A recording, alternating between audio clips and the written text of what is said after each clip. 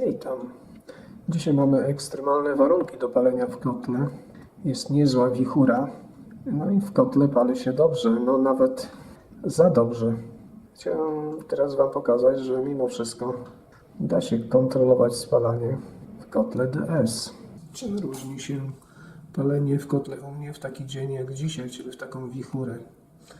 No jedynie ustawieniami ciągu w kotle. Zobaczcie. Przepustnica spalen ustawiona w pozycji maksymalnie zamkniętej.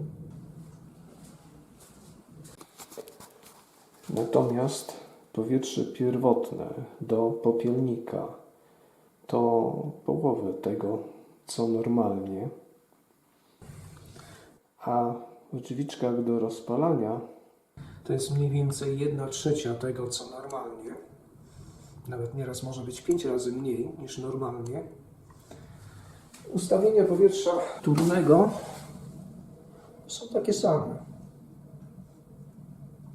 Skąd mniej więcej wiem, że te właśnie ustawienia są poprawne?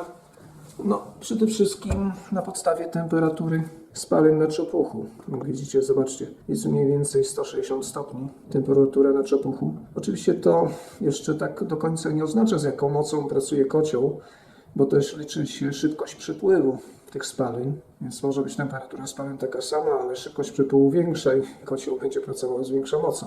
No ale to jest mniej więcej właśnie taki podstawowy wskaźnik, z jaką mocą pracuje kocioł. A druga to jest temperatura zasilania.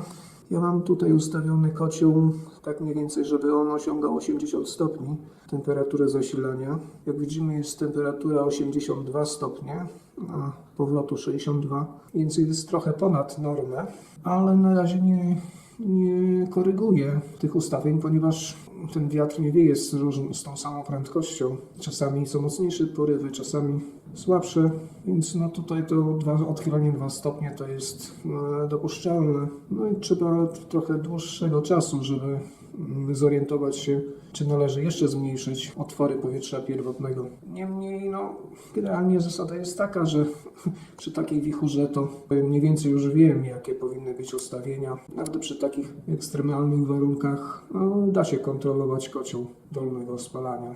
On zasypany jest w tej chwili, znaczy załadowany drewnem i na górze troszkę takiego drobniejszego opału.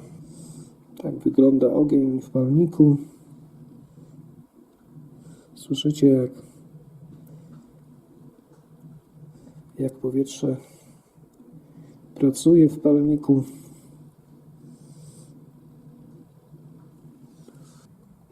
Niemniej, jak widzicie, wszystko teraz pracuje. Kocioł pracuje na naturalnym ciągu, natomiast instalacja na grawitacji bez pompy. Pompa załącza się tylko, kiedy ta różnica zrobi się 24 stopnie. Wtedy się załącza. Jak widzicie, zużycie energii elektrycznej 0 w tej chwili. Jaka jest temperatura spalin? Mamy 140 stopni.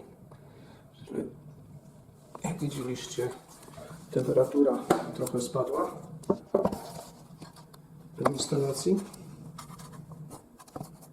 No i też temperatura spalin spadła trochę. Niemniej ustawienia kotła przez ten czas nie były zmieniane. Jak widzimy, temperatura oscyluje wokół 80 stopni bez zmian. Wszystko pracuje na grawitacji i naturalnym ciągu. Myślałem, że po prostu za chwilę włączy się wentylator, żeby Wam pokazać, że mimo takiej silnej wichury to też udział w kontrolowaniu temperatury ma wentylator. No ale na razie wszystko pracuje samoistnie. Zostawiam kamerę. Za jakiś czas znowu przyjdę tutaj zobaczyć, co się dzieje. No, widzimy, że temperatura spadła, czyli wiatr musiał zelżeć, zmalał ciąg kominowy. No i wentylator starał się podnieść ten ciąg kominowy, mimo że na zewnątrz jest spora wichura. Niemniej kocioł nie zagotował wody. Więc lepiej było ustawić mniejszą tą szczelinę dopływu powietrza. W tej chwili ta szczelina została zwiększona.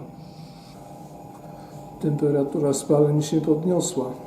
Są 4 elementy ułatwiające kontrolę procesu spalania w kotle przy stałych szczelinach. Pierwsze to stały odbiór ciepła z kotła.